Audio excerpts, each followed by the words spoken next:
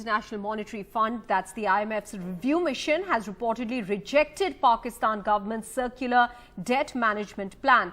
This as the Pakistan government is in talks with the IMF for a stalled $7 billion bailout package to help the country amidst an economic crisis.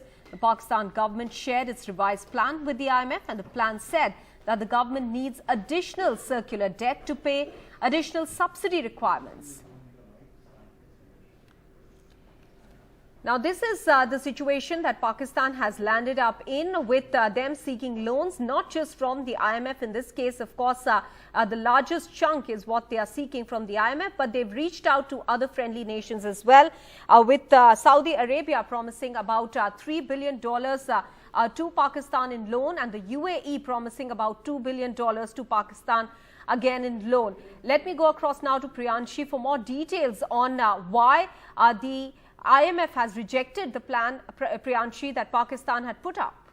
Well, Maha, this just means that the trouble for Pakistan might not be ending soon, and the bailout package from the IMF might be stalled even further, as the IMF has rejected Pakistan's debt management plan. Now, the IMF has asked Pakistan to increase their electricity tariff as well, and the IMF has asked Pakistan to cut their subsidy spend by half. Now, what was this plan really? The plan said that government needs additional debt for subsidies. Now, this is debt, the debt requirement that the Pakistan government had planned in their circle debt management plan, and the plan said that they need additional debt to finance their subsidies. Now, the plan earmarked Pakistan Rupees 675 billion more for subsidies, but the IMF said that the subsidy requirement for the current financial year needs to be cut by half, and that is why they have rejected this plan. They say that they have asked the Pakistan government to increase their tariff for electricity and reduce their subsidies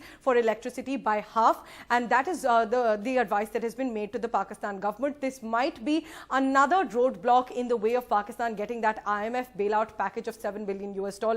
Now, Pakistan pegged a circular debt of 752 billion Pakistan rupees higher than their previous estimation, and the IMF says that the plan of this debt management plan is completely unrealistic, and it's based on wrong assumptions. Now, the government has been asked by the IMF to make changes to the policy prescription. The IMF has also questioned the calculation of the subsidy requirement that the Pakistan government has come up with. So, several questions that the IMF has raised, and the IMF, of course, has asked the Pakistan government to reconsider this plan, reformulate the policies. This plan was submitted, according to reports, to the IMF higher authorities on Wednesday, and now they have rejected this plan. And of course, as we know that the Pakistan government lifted the control on currency, even changed their petrol prices to come in terms with the IMF conditions to get the bailout that the country really needs to get out of the worst ever economic crisis, one of the worst ever economic crises that they're facing.